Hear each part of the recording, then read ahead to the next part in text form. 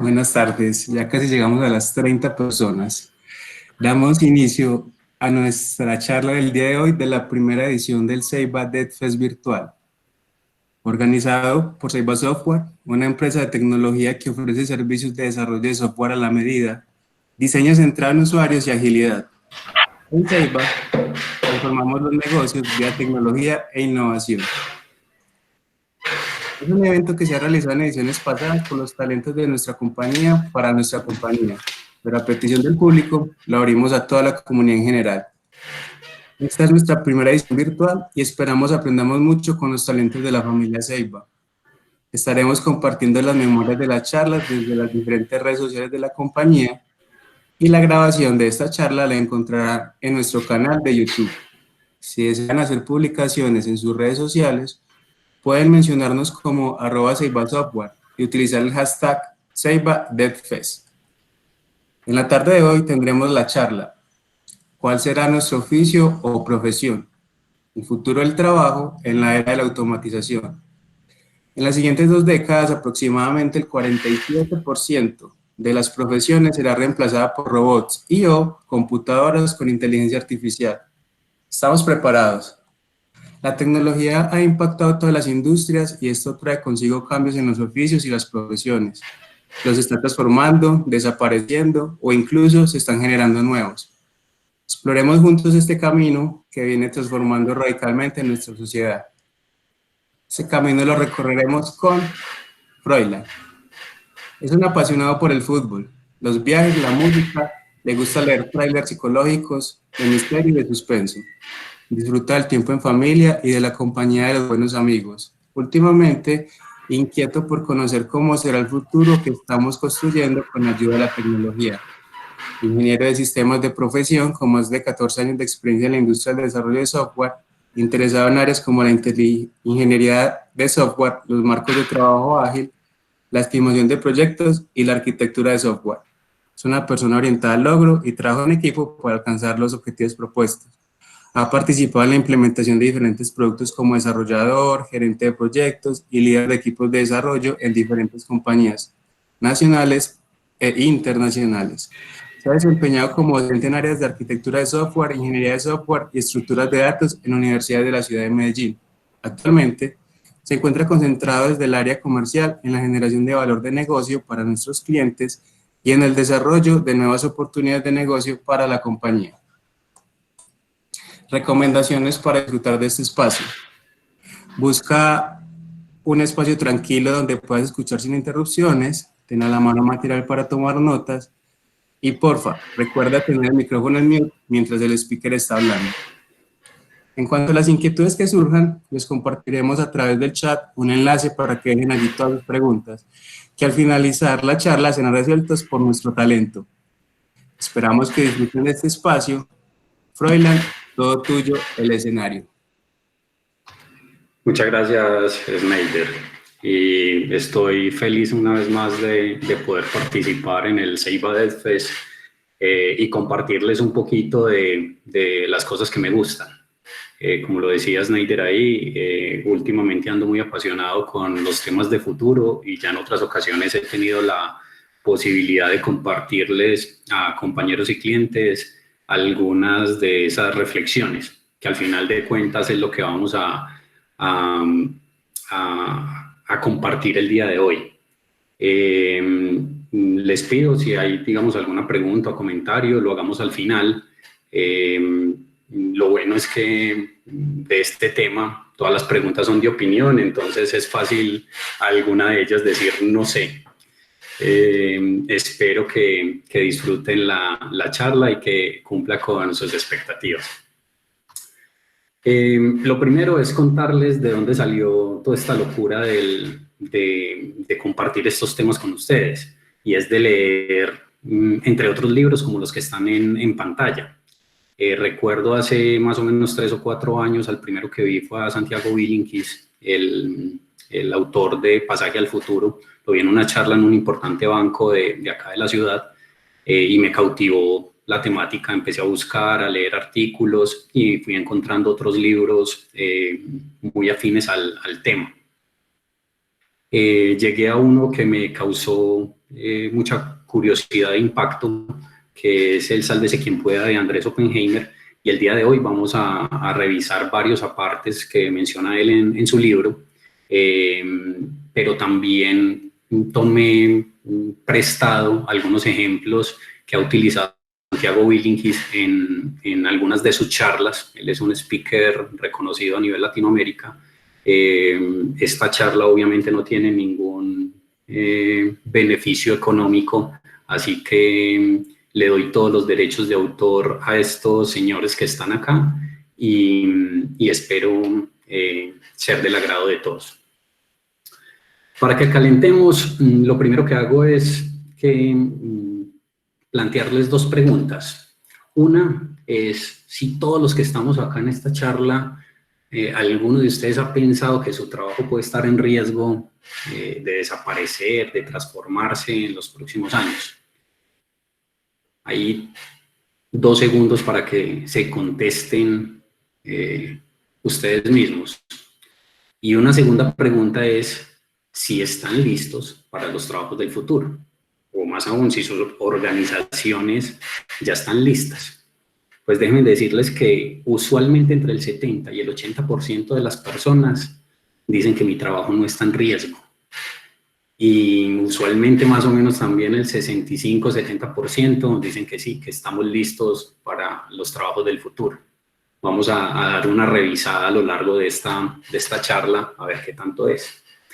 Y lo primero, para que entendamos realmente a lo que me refiero con si estamos preparados para el trabajo del futuro, los invito a hacer un ejercicio y a que pensemos en algo. Es una analogía bastante linda que plantea Santiago Willingis en una de sus presentaciones, y dice, supongamos que nosotros somos unos deportistas y que vamos a representar a nuestro país en los Juegos Olímpicos de París 2024. Pero hay una mala noticia. No sabemos en qué deporte vamos a representar a nuestro país. Y eso solamente lo vamos a saber 5 minutos antes de competir. O sea, ya cuando estamos en París y a punto de competir. No sabemos a quién le va a tocar el triatlón, a quién los 100 metros planos, quién va a jugar fútbol. ¿Cómo nos preparamos? Si queremos ser campeones olímpicos, ¿cómo nos preparamos? Lo mismo ocurre con los trabajos del futuro. Hoy no sabemos a qué nos vamos a enfrentar, entonces, ¿cómo nos preparamos? Para el caso del deporte, entonces, se nos podrá ocurrir buscar actividades o preparación transversal. No sé, actividades de fuerza, de elongación, de resistencia, de velocidad, que son afines para muchos de los deportes. Eso mismo pues tendremos que buscar para los trabajos del futuro, buscar actividades transversales, porque hoy no sabemos qué va a pasar.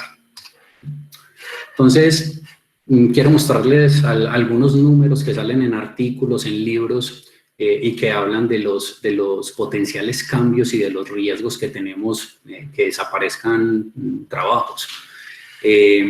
Oppenheimer en su libro Sálvese quien pueda, casi que en su portada nos dice que el 47% de las profesiones podría llegar a ser reemplazadas o transformadas, de una base de aproximadamente 700 profesiones que fueron evaluadas, algunas entre ellas abogados, médicos, periodistas, contadores, entre otros. O conocen a Foxconn. Foxconn es una compañía donde fabrican las iPad, iPhone y muchos otros smartphones. En el 2016 era una compañía de 1.200.000 empleados y generó un plan para ir haciendo una reducción, y su objetivo es llegar a 20 o 30 empleados humanos. ¿Y cómo lo van a lograr? Pues a base de la automatización. Hoy en día son 700.000 empleados, ¿cierto? Ya van 500.000 basados en automatización.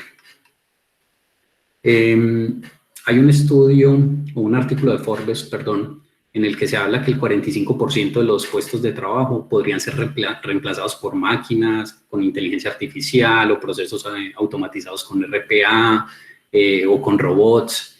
Y claro, se empieza a mirar y dice, por ejemplo, un bot cuesta aproximadamente un 80% menos de lo que cuesta un empleado al año. mientras que yo le estoy pagando 40, 50 mil dólares a un empleado al año, el bot me puede costar 15 mil, 20 mil por mucho. Entonces empieza uno a ver unas diferencias y con el plus que el bot no se enferma y trabaja 7 por 24. Pero también no todo está tan mal. McKinsey en un estudio señala que si bien se van a perder 75 millones de puestos de trabajo debido a la tecnología hacia el 2025, nos dice que aproximadamente 58 millones de nuevos empleos se van a generar también a raíz de la tecnología. Lo que quiere decir que hay una diferencia, sí negativa, al menos en este estudio, de aproximadamente 17 millones. Y algunos de esos empleos ya mencionaba, abogados, contadores, comisionistas de bolsa, conductores, etc.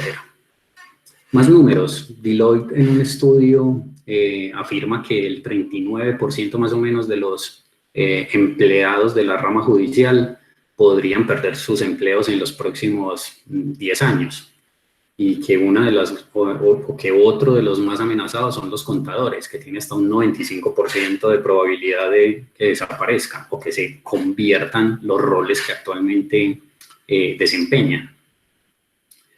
Hay otro libro de Andrés Oppenheimer que se llama Crear o Morir. Este libro sí está más orientado a temas de innovación, pero allí hace una afirmación que es algo impactante, que dice que el 65% de los niños que actualmente están empezando la escuela van a terminar trabajando en un empleo que no se ha inventado. Pero también, que no nos sea extraño, esto ya nos viene pasando desde décadas atrás. En los años 60, o las personas que nacieron en esa década terminaron trabajando en la industria de computadores personales, o los que nacieron entre el 70 y nacimos en el 80, terminamos trabajando en empresas que tienen que ver con Internet. Y se habla que los nacidos en el 90 y 2000, como ya está sucediendo, están empezando a trabajar en empresas que tienen que ver con impresión 3D, con drones, con inteligencia artificial, y algunos de ellos ya con algunas empresas e iniciativas que tienen que ver con turismo en el espacio. Entonces preguntémonos qué va a ser de nuestros hijos y de los niños que están naciendo en esta década. Y volvamos a mirar atrás, ¿cierto? Porque no nos preocupemos, ya muchos empleos han desaparecido o se han transformado. Uno de ellos, el farolero, el famoso que iba encendiendo la iluminación de los pueblos y las ciudades. En su tiempo era de gas. Yo nací en un pueblo y en el pueblo recuerdo cuando en mi infancia que pasaba alguien con un palito, con una garrocha, prendiendo o apretando un switch que estaban en los postes para encender el fluido eléctrico, a eso de las 6 de la tarde más o menos, o a veces nos cogía el juego de fútbol un ratico oscuras porque a la persona lo cogió el día para ir a trabajar, y después a las 5, 5 y media de la mañana pasaba apagándola. Otro más, el pregonero del pueblo, el chismoso, pero era oficial, era el medio por el cual se transmitían las noticias, incluso de un lugar a otro. Hoy en día, pues, Twitter o cualquier red social nos informa casi que al instante o en vivo. El despertador humano, una persona iba pasando de casa en casa despertando para que no te cogiera el día para ir a trabajar. Algunos otros tuvimos la oportunidad de montarnos a un ascensor y que una persona lo estuviera operando, un ascensorista, ¿cierto? Haciendo el frenado en cada uno de los pisos. Y uno más, ya muy metido con tecnología, que era el conmutador telefónico. Teníamos que ir a una central telefónica o llamar para solicitar una llamada a larga distancia, incluso nacional, y había una persona ya conectando unas líneas y después te llamaban y decía, ahora sí puede hablar. Todo esto se ha ido transformando a raíz de la tecnología, pero se han ido generando otros nuevos empleos. ¿Y qué es lo que está pasando? ¿Cierto? Esa es la primera pregunta que quiero que analicemos. O sea, ¿cuál es la causa? ¿O por qué todo este movimiento? Y para hacerlo, hagámoslo de una forma bien didáctica. ¿Conocen el Go? El Go es un deporte oriental milenario de hace más de 3000 años, en el que los expertos dicen que existen más posiciones de Go que átomos en el universo. No tengo ni idea, nunca he jugado Go. Google creó una inteligencia artificial llamada AlphaGo para que aprendiera a jugar el Go. Oígase bien, para que aprendiera. Ya mucho tiempo atrás existió una máquina que fue la Deep Blue, generada por IBM, para que jugara ajedrez. Esa sí fue programada para que jugara ajedrez y venció a Kasparov en su momento, el genio del ajedrez. Esta máquina no, esta máquina fue creada y diseñada para que aprendiera a jugar al Go. Y hizo una serie de prácticas con 10 millones de partidas, y luego jugó contra Lee Sedol, que era el campeón mundial de Go, y no lo derrotó. Los expertos dicen que lo aplastó, ¿cierto? Que había que esperar a veces 10 o 15 jugadas de la máquina para ver realmente qué era o cuál era la estrategia que quería ejecutar, que vieron jugadas que ningún experto antes había ejecutado. Y todo esto lo aprendió a hacer en 40 días, en casi nada, ¿cierto? O sea, el desafío fue contrarreloj, sí, o sea, capacidad de procesamiento, equipos de Google, pero lo logró. Al punto que entonces Google dice, la jubilo, ya logró el propósito que queríamos, vencimos al campeón mundial, aprendió a jugar Go, ahora dediquémonos a hacer otra cosa con ese mismo conocimiento. Y esas cosas tienen que ver más con el sector salud, que ahorita vamos a ver algunos ejemplos. Entonces, vamos a otra pregunta, ¿cierto? Voy a dejar como varias preguntas a lo largo de la charla, muy a modo de reflexión y de opinión, y es que la inteligencia artificial, como vemos, o la robótica y en general la automatización, la tecnología, nos han traído grandes progresos, pero nos deja la pregunta, también va a ser la desaparición de muchos trabajos. Ahí nos va quedando esa pregunta. ¿Y por qué? Porque es capaz de aprender cualquier cosa. La podemos poner a aprender cualquier cosa. No solamente nos sirve para jugar al Go. Acá nos está demostrando que aquellas máquinas que considerábamos de propósito específico, como las computadoras, están evolucionando y que tal vez en un momento puedan llegar a ser como nuestro cerebro, unas máquinas de propósito general. Quiero compartirles varios cambios que se han visto en varias industrias o que se vienen introduciendo en diferentes industrias y que vienen representando cambios y van generando transformación o de los puestos de trabajo o incluso cambiándolos. Esto es muy tomado del libro de Andrés Oppenheimer de Sálvese quien pueda, y es que habla del periodismo. Pues ya hoy Google pues había eliminado empleos como los archivistas, que eran personas dedicadas a buscar datos, viene eliminando puestos de los traductores también, ya con su inteligencia artificial y con sus servicios cognitivos, pero empiezan a existir otras herramientas también como Dream, que lo que permite es hacer transcripciones de voz a texto.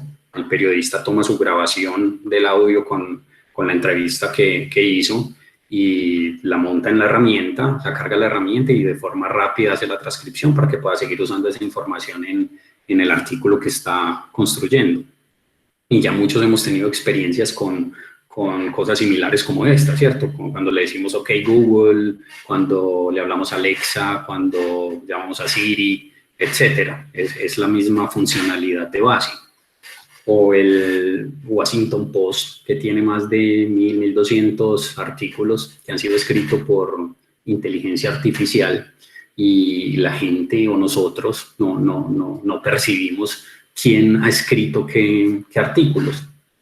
Seguramente en un par de años lo vamos a saber. El que esté seguramente mejor escrito será por la máquina, por la velocidad a la que están aprendiendo. o analizando un set de grabación. Antes existían, no sé, 16, 20 cámaras, todas operadas por un camarógrafo y un jefe de producción, que creo que se llama así, donde iba indicando cuál cámara seguía. Hoy puede ser ese mismo set manejado por 1, 2, 3 personas y con brazos robóticos operar todas las cámaras. Esos son cambios que se vienen introduciendo. Hay algunos cambios muy bonitos también y tienen que ver con la salud, y es que Google tiene una inteligencia artificial que permite pronosticar quién puede sufrir un ataque cardíaco mejor que cualquier cardiólogo. ¿Y todo a partir de qué? De imágenes. Fue entrenado con datos de muchos pacientes y lo que hace es que se genere un patrón de comportamiento que es capaz de identificar algunos signos en el ojo que dicen cuando una persona tiene problemas cardiovasculares o que puede sufrir ataques cardíacos.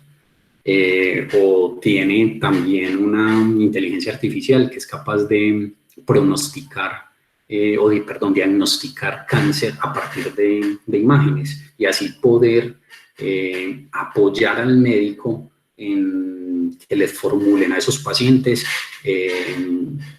tratamientos personalizados para el paciente y analizar mejor la evolución. Y sin irnos muy lejos, y Made in Ceiba, ya tuvimos la experiencia de trabajar con un tema de cardiomegalia, que es una enfermedad que es el aumento del tamaño del corazón, donde hicimos un reconocimiento de imágenes también, entrenamos una inteligencia artificial y podemos ya determinar si una persona o la imagen de su corazón tiene cardiomegalia o no. Y si la seguimos entrenando, pues tendremos una certeza aún mayor. Y claro, no podemos dejar atrás algunos pequeños chascarrillos. Esto parece un chiste, ¿cierto? Pero si lo pensamos bien, sí será un chiste. ¿O será que aquello que esos autores que les mencioné al principio, que hablaban de esto, pasará en los próximos 5 o 10 años, está empezando a pasar? ¿Y cómo lo empezamos a comprobar? Fácil.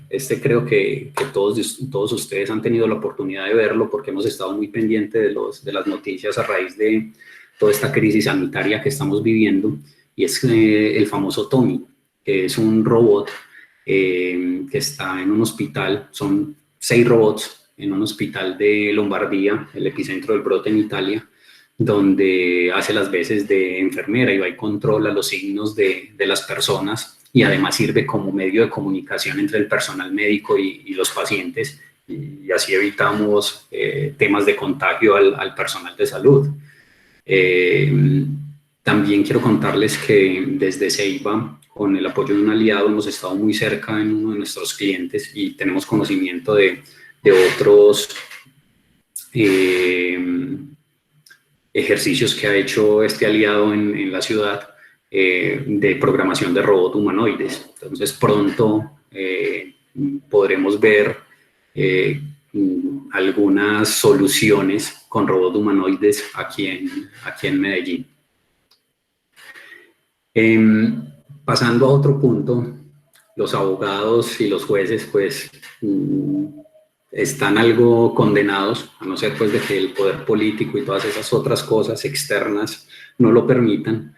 Ya existen plataformas, por ejemplo, como Modria, que hace las veces de un juez que resuelve disputas, muy para plataformas como Amazon, Mercado Libre, donde hay o este tipo de plataformas donde pueden generarse disputas entre comprador y vendedor, y a partir de la evidencia la inteligencia artificial determina quién tiene la razón y resuelve los casos sin necesidad de que alguien intervenga y haga todo el análisis.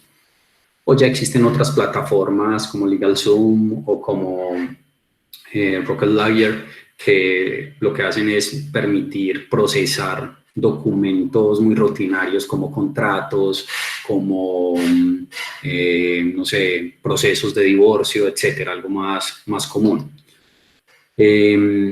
Ya también hace un tiempo se generó una inteligencia artificial que llamaron Rose en un importante buffet en Estados Unidos, que lo que hace es apoyar a un equipo de 50 abogados en el análisis de casos que tienen que ver con gestión de quiebras. Entonces también lo mismo, va y determina decisiones que se han tomado antes, más toda la evidencia, hace el análisis y hace las recomendaciones a los abogados. Escúchese bien, por ahora es recomendaciones, pero en algún momento podría terminar reemplazándolos. O más aún, ya hay otras plataformas mucho más elaboradas con inteligencia artificial que permiten o que tienen algoritmos que tienen la capacidad de ingresarle la evidencia de los casos y determinar la probabilidad que tenés para ganar o para perder el caso. Y el abogado pues terminará recomendándote a vos como cliente, no, mejor que negocies porque vas a perder el caso. Entonces ya existen herramientas como estas. Entonces habrá que pensar un poquito qué será del futuro de los abogados o cómo ellos tendrán que moverse. Pasando a otro punto más desde restaurantes, hoteles y en general la atención del servicio, pues Andrew es un chef que te prepara pancakes y te hace algunas otras comidas en Japón, pero también ya hay humanoides que hacen la atención del servicio en bancos y en hoteles. Y hay algunos otros restaurantes que también tienen un componente social. Y aquí también hay un componente lindo y es que permiten que personas discapacitadas controlen los robots a control remoto, valga la redundancia, para que estos robots a su vez pues atiendan a las personas que van a los restaurantes.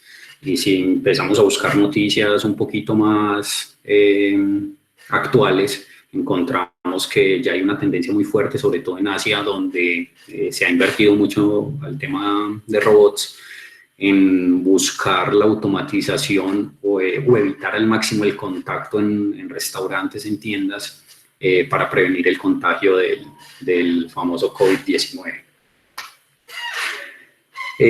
Otra industria bien linda y bien con alto contenido de tecnología es la manufactura, donde se habla que las ventas anuales de robots, las industriales, se han triplicado desde el 2010, donde en Japón ya existen plantas de 400 robots y 30 o 40 empleados humanos y el gobierno subsidia la compra de robots.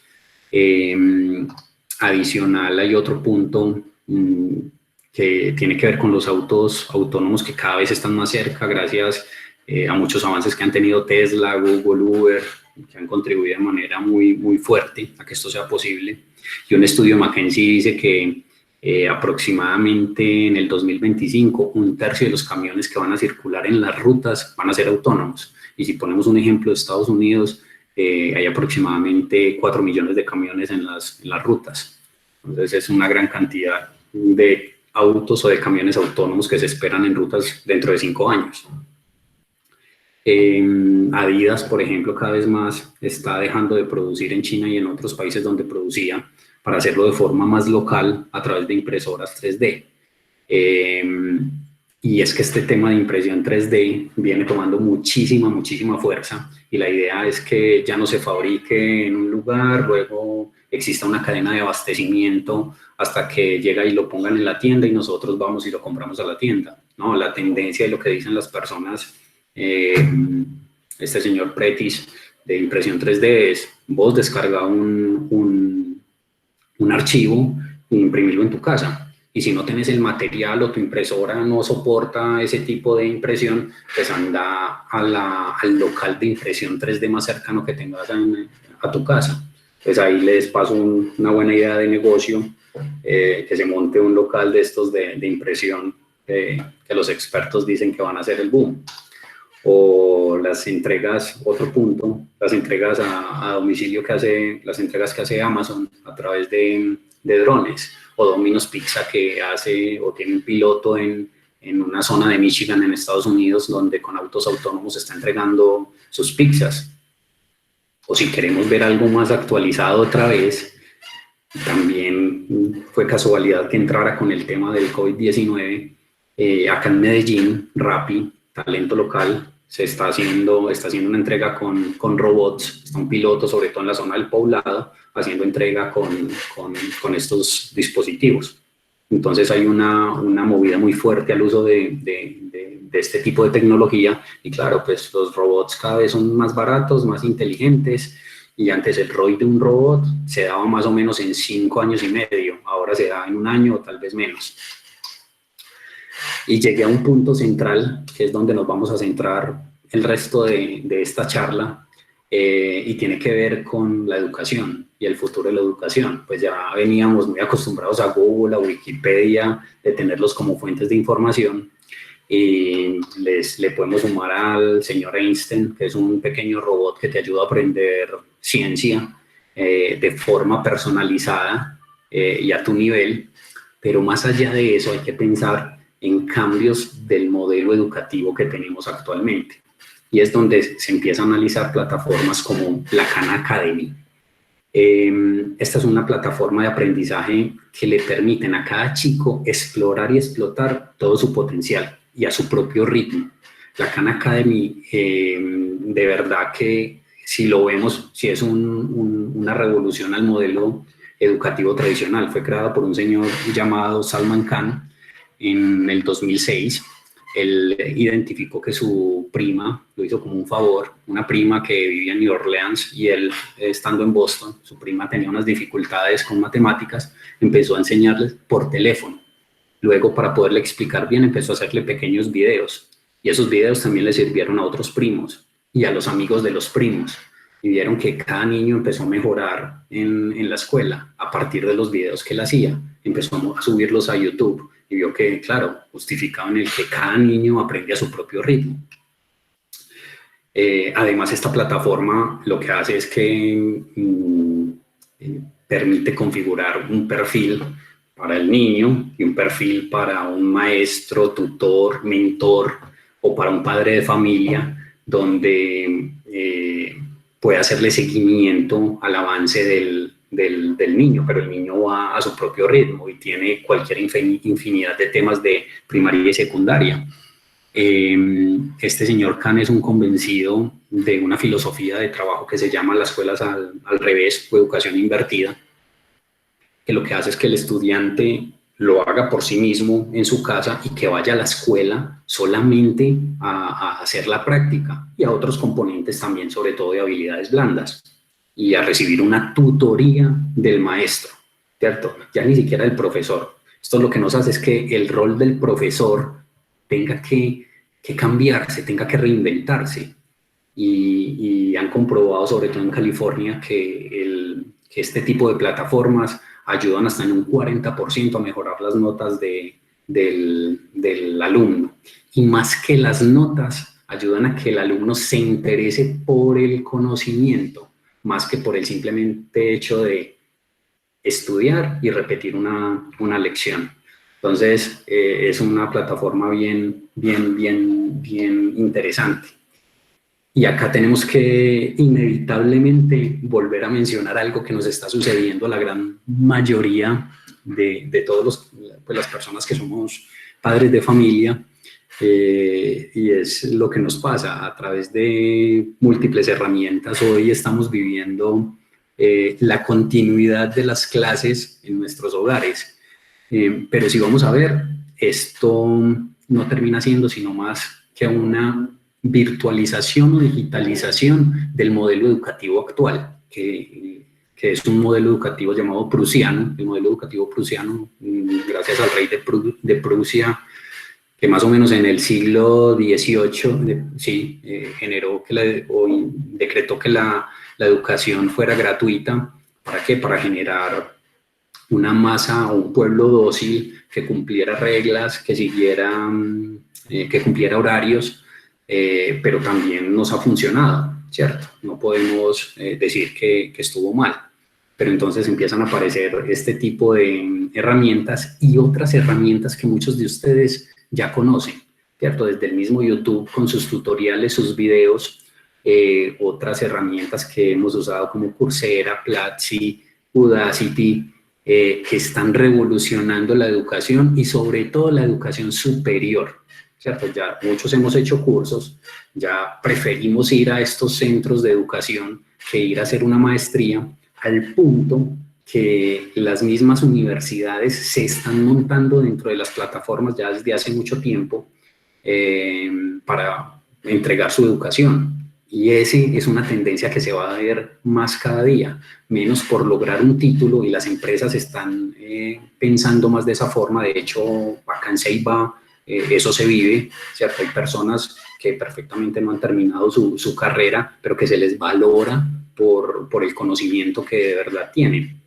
Y ya existen otras plataformas, pues como mencionamos, como la Khan Academy o Progrentis, que es una plataforma que usa una institución acá en la ciudad de Medellín, que tiene inteligencia artificial y mide el avance del niño.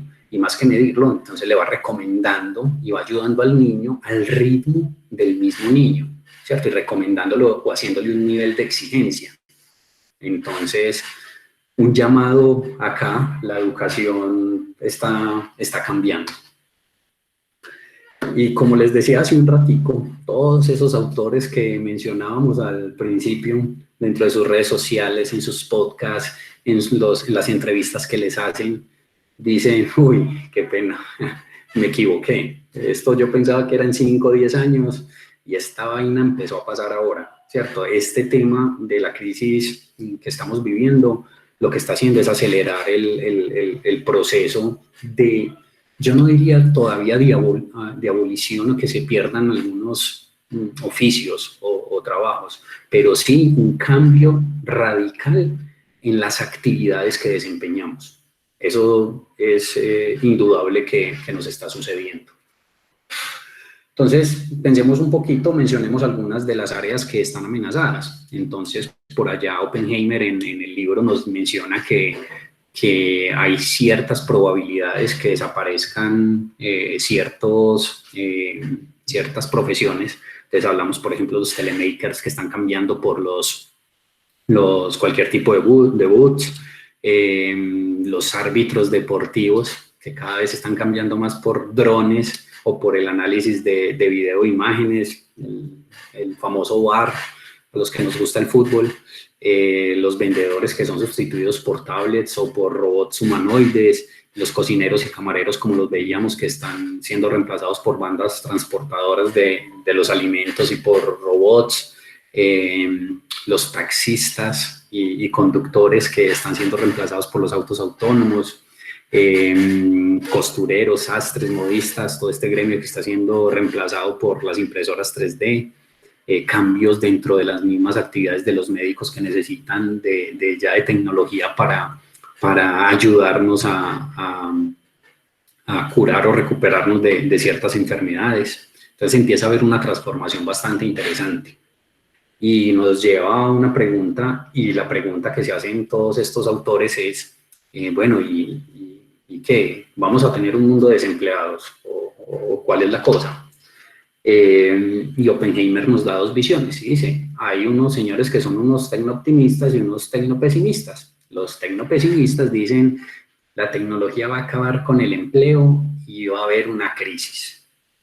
La tecnología está creciendo mucho, mucho más rápido de lo que crecen los empleos. Hay una aceleración tecnológica, pero los optimistas dicen que la tecnología siempre lo que está haciendo es generando nuevos avances y van en pro de la sociedad. Y sí, terminan los empleos, pero genera otros. Entonces, analicemos 3 ejemplos rápidamente. Los tecnopesimistas decían, AT&T en su momento más glorioso tenía 800.000 empleados y Google emplea 60.000. Hay una diferencia grande. Blockbuster en su momento llegó a tener 60.000 empleados y Netflix, una empresa que está más o menos en el mismo sector, tiene 3.500 empleados aproximadamente. O Kodak en su momento de fama en el 88 tenía 140.000 empleados más o menos, y Instagram, cuando fue comprado en el 2012 por Facebook, no llegaban ni siquiera a 20 empleados. Entonces dicen, vean aquí una evidencia de lo que sucede con el empleo. Pero entonces llegan los señores tecnooptimistas y le dicen que va, eso está intentando pasar desde la revolución industrial, donde decían esto se va a acabar. Y no, lo que se hizo fue un proceso de transformación, se abarataron costos, hubo otros empleos nuevos y la sociedad salió beneficiada. O por allá un artículo en el del New York Times en la década de los 20 decía, hay pilas que las máquinas van a reemplazar las manos. O John F. Kennedy decía, hay pilas que las computadoras son el futuro y va a dejar al mundo sin empleo. Todo eso ha sucedido parcialmente, pero los tecnooptimistas dicen, pues vea, les tengo casos también de cosas que suceden. Los cajeros automáticos, decían, acabaron con los cajeros de los bancos, y lo que hizo fue reconvertir muchas de las tareas de las personas que habían en los bancos. Y si vamos pues a nuestros países, vemos todavía la gente haciendo fila en los bancos, ¿cierto? Entonces también hay un proceso en el que eso va a suceder, un proceso en el tiempo. O vemos casos como el de Amazon, que en el 2016, si mal no recuerdo, anunció, voy a adquirir un 50% más de robots. Tenía 30.000 en su momento, adquirió 15.000 robots más, dijeron 15.000 empleos menos. Y lograron tanta eficiencia operativa y fueron tan eficientes en la logística que empezaron a vender más, a entregar más a tiempo, y generaron durante los siguientes 18 meses 100.000 puestos más. Entonces empiezan a demostrar que la tecnología sí puede apalancar nuevos empleos. Y ni qué hablar, los que trabajamos en el mundo de la tecnología, y ahora que mencionábamos el caso de los tecnopesimistas de AT&T versus Google, en los empleos directos, pero no nos olvidemos de los empleos indirectos, todo lo que hace Google. Por ejemplo, todo el trabajo que hace Google con Android o con dispositivos móviles, que solo en Estados Unidos hay 2 millones de programadores de dispositivos móviles. Si no existiera, difícilmente esas personas podrían tener empleo. Entonces acá lo que quiero resaltar es que siempre todas estas empresas de tecnología tienen un montón de empleos indirectos. Entonces, ahora sí, bienvenidos a la charla, donde hablamos de trabajos del futuro. No, mentiras. Espero no desilusionar a muchos de los que llegaron a la charla pensando que íbamos a hablar de eso, y es porque aquellos que estén buscando una respuesta concreta de cuáles son los trabajos del futuro, no lo sé. Y los autores y los artículos que se publican no lo saben, ¿cierto? Hay unos temas generales que se deben hacer, pero hoy no sabemos. Como les mencionaba al principio, muchos de los niños que están naciendo en esta década no se han inventado los empleos donde ellos van a terminar trabajando. Pero lo que sí es que podemos analizar varias cosas, o sea, si hay cosas para hacer. Y está muy, muy ligado a la educación. Y es, para poder analizar quiénes van a hacer esos trabajos, pues pensemos en un punto de partida y recordemos quiénes van a ejecutar esos trabajos. Pensemos, por ejemplo, en los centennials, que son personas que son nativas digitales, que nacieron con internet y amantes de la tecnología y la conocen y fácilmente se adaptan a ella, pero también huyen de esquemas laborales que sean muy rígidos, porque quieren atender sus necesidades primero, pero también son emprendedores y con ganas de crear cosas muy importantes, pero están buscando resultados a muy corto plazo. Y del otro lado tenemos un escenario en el que las áreas de conocimiento están cambiando ya ni siquiera cada 10 años, cada 5. Lo que uno aprende en 5 años difícilmente lo podrás seguir usando. Esto está volando. El avance tecnológico es muy, muy, muy rápido. Entonces, hay que analizar qué es lo que están buscando, por ejemplo, los centennials. Y nos encontramos cosas como estas en Latinoamérica, hablando en Latinoamérica, en Colombia, donde las principales profesiones que están buscando son ser abogados. Y si vamos a los estudios que mencionábamos antes, es una de las carreras que tiende a desaparecer o a transformarse al menos. pero los planes de estudio actualmente siguen formándolos para empleos del pasado.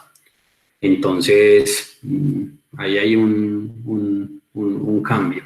Pero también hay cosas chéveres que las personas que se están yendo a educar afuera del país, caso Colombia, están buscando, sí, carreras que tienen que ver con más o menos el 43% de las personas, carreras que tienen que ver con ingeniería y algún otro tanto por ciento temas de educación, lo cual es bueno que se traiga todo ese conocimiento desde que no haya fuga de talentos. ¿Qué más podemos hacer entonces? Santiago Bilinkis hacía un ejercicio en una de sus presentaciones en las que decía, hey, miren, los invito a algo, a que analicen cuánto tiempo están ustedes invirtiendo hoy a aprender algo. Eso que quede como otra reflexión de la charla. En un estudio en Estados Unidos se dice, vos en las edades más tempranas de tu vida dedicas más tiempo y a medida que va pasando el tiempo dedicas menos tiempo a aprender y te dedicas más a trabajar. O sea, esa rutina, esa vorágine de las cosas que hacemos día a día nos impiden aprender nuevas cosas. Entonces, esto es un llamado a, hey, hagamos otro tipo de cosas. Y se supone que entre más viejos nos volvemos, tenemos más dificultad para aprender. Entonces deberíamos, al revés, invertir más tiempo, que sucede todo lo contrario. Acá en Colombia encontré este estudio del 2017 hecho por el DANE, donde sorprendentemente estamos mejor que en Estados Unidos. Lo quisiera ver. Que de verdad eso sí esté sucediendo y que estemos invirtiendo toda esa cantidad de tiempo que dice allí. Bilinkis al final lo que nos dice es, vea, esto es más o menos lo que pasa con nuestra vida. Al principio de nuestra vida invertimos un tiempo a aprender, suspendemos y empezamos a trabajar, a ejecutar y difícilmente nos devolvemos a aprender nuevas cosas. Entonces nos hace una invitación a que más bien lo hagamos de esta forma. Pues más o menos, a los 0 años pues no, igual estamos aprendiendo también a los 0 años muchas cosas para la vida y difícilmente para los 0 años vamos a trabajar, pero la reflexión es, hey, nunca dejes de aprender, es algo que sí podemos hacer en este momento. Salman Khan nos dice, hey, vea, hace 10 años las empresas buscaban personas con habilidades muy duras, habilidades para que las personas fueran técnicamente muy buenas, que llegáramos temprano a la oficina, que tuviéramos la camiseta puesta, otra vez el modelo prusiano educativo por debajo. Pero desde hace 2, 3, 4 años hacia acá, entonces empezó a buscar personas con resiliencia, flexibilidad, liderazgo, comunicación, habilidades blandas en general, y tiene mucho sentido. Y hoy, y desde acá y en los próximos 5 años, Khan, y como vamos a ver el Foro Económico Mundial, lo que pide es, vea, busquemos personas con, aparte de las anteriores de resiliencia, flexibilidad, etcétera, innovadoras, o sea, donde prime la innovación, la creatividad, la curiosidad y que sean encaminadas a tener aprendizaje continuo, que sean capaces de conseguir e implementar nuevas ideas fácilmente. Al final de cuentas, lo que nos están invitando, o nos invita Salman Khan, es a seguir aprendiendo continuamente. Como les decía, el Foro Económico Mundial hace, dentro de esta revisión al modelo educativo que existe en el mundo, ya están preocupados por el tema y desde hace rato vienen invirtiéndole a investigación de este tema y está muy alineado a la visión de Khan y de su Khan Academy, donde dice que la educación es la única herramienta que nos va a ayudar a enfrentar los retos y la disrupción que estamos viviendo en este momento. Y lo que nos dice es, sabemos que el mundo, la mayoría de los sistemas educativos tienen problemas y que es un sistema educativo planteado para el siglo XX y ya no para esta época, pero sí debería tener habilidades sobre ciudadanía global, es decir, unos contenidos que genere conciencia sobre el mundo, sobre la sostenibilidad, energías renovables, etcétera, habilidades de innovación y creatividad, donde se prime o se valore el pensamiento creativo, el pensamiento analítico, donde se plantee resolución de problemas, donde sea un modelo donde se cultiven las habilidades tecnológicas. Si es programación, pues maravilloso, pero sino que el uso de la tecnología esté presente dentro del modelo educativo, que se cultiven las habilidades interpersonales, mucha inteligencia emocional, mucha empatía, cooperación, negociación, liderazgo, pero también plantea ahí pilas que el aprendizaje tiene que ser personalizado, tiene que ir a su propio ritmo, centrado en las necesidades de cada individuo, de cada personita, de cada niño que está adquiriendo conocimiento, y que sea accesible e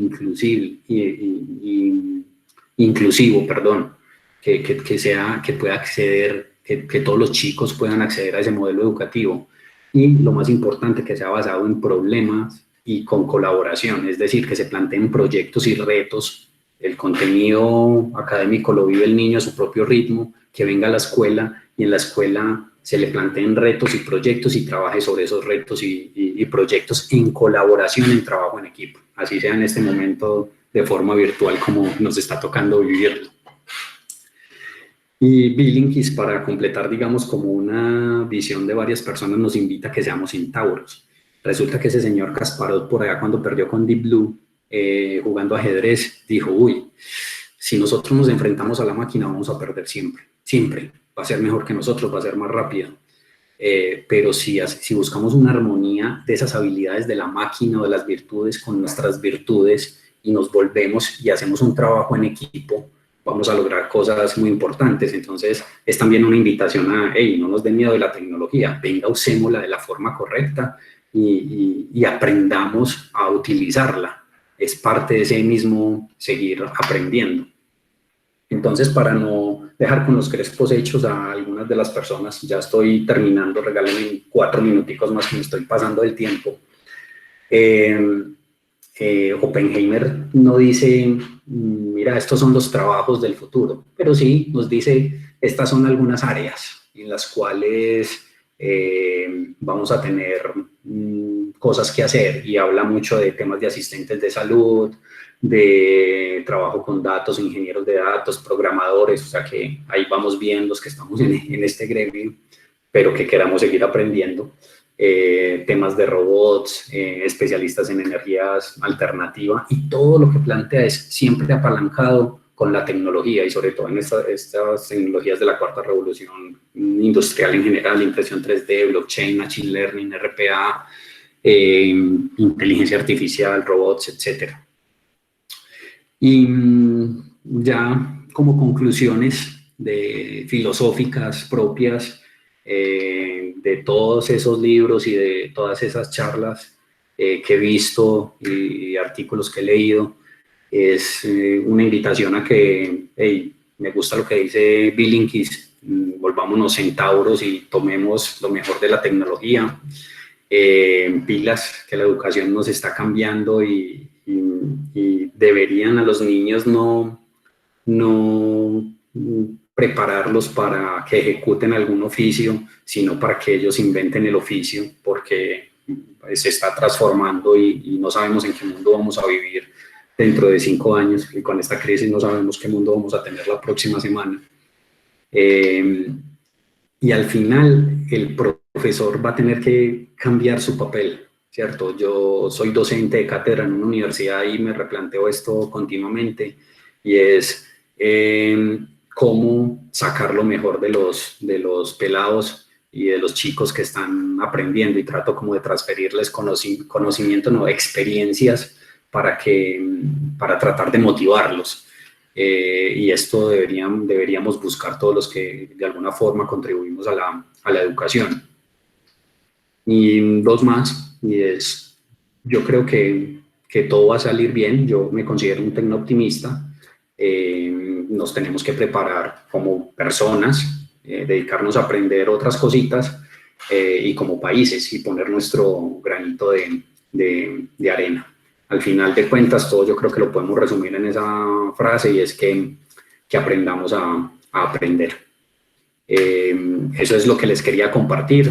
Les agradezco mucho la atención y que hayan disfrutado, y espero al menos haberlos tocado con algo que los deje pensando un poquito y que tengan toda la intención de aprender cosas. Si hay alguna duda, comentario, Snyder, pues me cuentas. Esto, como dije al principio, es chévere porque esto termina siendo más de opinión que de una verdad verdadera. Así es, muchas gracias, Froilán. Tenemos 3 preguntas. Primera, ¿te dejarías operar por un robot? Perdón, ¿me dejaría operar por un robot? Sí. Sí, yo sí. Me dejaría operar. Hay un video que vi alguna vez, de hecho, digamos, por el tema logístico virtual no lo pude colocar, pero en las diapositivas puedo dejar el slide donde está el enlace, donde ya hay unos robots que ayudan o asisten a los especialistas que te van a operar y ayudan a hacer una planificación de la cirugía, y después el robot a través de unos brazos ayuda para evitar movimientos, que de pronto esté enguayabado el cirujano y te haga un corte donde no es. Pero yo personalmente lo haría. Confío en la tecnología.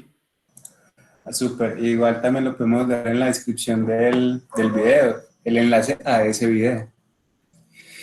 Freud, una pregunta de parte de Jovan. Para un país como Colombia, donde la educación enfocada al cambio y a la adaptación aún sigue siendo escasa, nos cuesta salir de la zona de confort, ¿qué recomendarías para que la sociedad colombiana comience a abrirse a nuevos modelos de pensamiento, de hacer y de actuar? Jovan, si es Jovan Hill, siempre tan profundo. Qué pregunta tan difícil, pero en mi opinión, en mi opinión, creo que es un cambio más, un llamado a los políticos. Nosotros, los amantes de la tecnología, sabemos que a través de la misma tecnología podemos incentivar procesos educativos, pero siempre hay barreras políticas y poca inversión del Estado. ¿Qué hacer? Demostrarlo, como cuando empezamos con el tema de los marcos de trabajo ágil, que a veces no se creía mucho, pero cuando empezamos a demostrar acciones concretas que se podía lograr y generar valor rápidamente, pues se empezó a ver la inversión en ese tema. Creo que podría pasar lo mismo con el modelo educativo, o sea, ir y aprender de donde ya lo han hecho. Caso concreto, la Khan Academy es una entidad sin ánimo de lucro, no te cobran por usar esa plataforma, ni a nosotros ni a las instituciones. Y ir y aprender de esos modelos y traerlos. Esto termina siendo una revolución. Recuerdo hace poquito que desde una universidad nos invitaron a participar en un proceso de renovación de sus sistemas de gestión académica, y nosotros el primer punto que les planteamos en la estrategia es: hey, pregúntense si ustedes quieren mantener el mismo sistema académico o si quieren hacer un cambio en el modelo. Desde ahí nosotros podemos empezar a promover ese tipo de acciones, pero para mí hay un tema que trabajar bastante fuerte en el tema político. Gracias, Froilán. Última pregunta. Germán Arroyave nos pregunta: ¿estaría mal tratar de acelerar el aprendizaje de los niños? ¿Interfiere ese pensamiento en su necesidad como individuo? ¿Cuál sería una forma para ayudar en el aprendizaje y el gusto al conocimiento de los niños? Gracias. Uy, Germán, pues se están haciendo preguntas muy difíciles. Pues en mi opinión, yo creo que no está mal interferirles si son cosas que uno cree que son para bien, pero ojo, tampoco cortarles otras necesidades que tienen como niños, que son el jugar, el aprender habilidades blandas, el estar motivados en otras actividades diferentes a lo académico, pero donde también aprenden, ¿cierto? Entonces hablamos de los deportes, del arte, de leerles todas las noches, cosas tan sencillas como esas. Y de empezar, por ejemplo, el movimiento que tuvo Cano y otras personas del reto uy, se me olvidó esta plataforma, yo me senté, lo hizo con Valen, mi hija, de hacer la programación a través del jueguito aquel, se me olvida la plataforma. Cosas como esas le estamos interfiriendo. Nos recuerda Laura Eso. y Andrés. Gracias. Gracias. Con nosotros. Gracias. Ese tipo de cosas estamos interfiriéndoles y estamos generándole nuevos escenarios de conocimiento ayudados con la tecnología. Y no está para nada mal. ¿Por qué? Porque es que los niños de hoy van a vivir en un mundo totalmente tecnológico y no les podemos cortar eso. Que hay que controlarlos, sí, no los podemos sentar y pegarlos al televisor, al celular, a la tablet, pero sí controlarle y permitirles explorar ese mundo del que son genuinos, pues donde nacieron, porque ellos agarran una aplicación de estas y ya saben qué hacer. Agarran Zoom y yo ya con Valen ya no le tenemos que decir entra a la sala, no, ella agarra el computador y entra, ya entra sola, ¿cierto? Lo hacen muy rápido, cuando uno todavía está buscando por acá donde se desactiva cualquier cosa. Entonces, creo que sí, es bueno interferirle, pero no sesgarlos ni cortarles todas esas otras cosas importantes. Es mi opinión y va muy alineado, digamos, también en parte lo que dicen los autores que han tocado ese tema de la educación. Muchas gracias, Froilán, por tu respuesta. ¿Algún comentario final antes de darle las invitaciones para el último día del DES, el día de mañana? De mi parte, no. Muchas gracias por la asistencia. Espero que hayan disfrutado, espero que les haya contribuido en algo. Es con el cariño del mundo. Mis amigos me dicen que soy un futurólogo, no soy una persona, no, nada de eso. Pero sí me inquietan todos estos temas. Y nada, es rico conversar y verlos por este medio a muchas personas. Un abrazo para todos. Jorge, muchas gracias. Gracias, Roy. Dale. Hoy suerte, gracias. Bacán. Bueno, a todos gracias por compartir con nosotros y los esperamos mañana a las 6 de la tarde en el último día de este espacio de conocimiento como les el Ceibadeth Fest virtual. Tendremos las charlas Xamarin Classic, Stupid vs. Solid y Asesina a tus queridas. ¿En serio crees que eres hábil razonando? A cargo de Esteban Higuita y Jorge Johnson. Nos vemos mañana. Gracias por compartir este espacio con nosotros y a Froilán, muchas gracias. Excelente charla. Chao. Vale, gracias, cuídense. Feliz noche. Feliz noche. Chao. Gracias. Gracias. Chao.